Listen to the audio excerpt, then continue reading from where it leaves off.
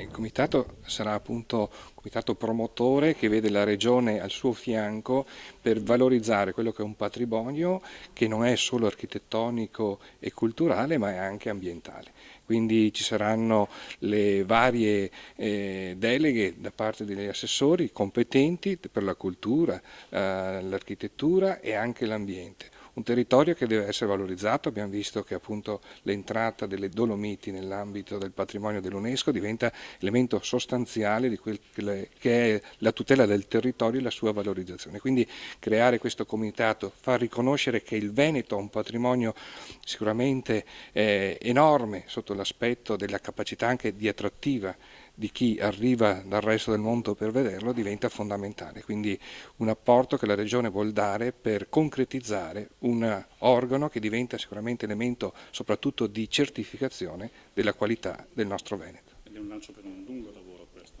È un lavoro che sicuramente parte,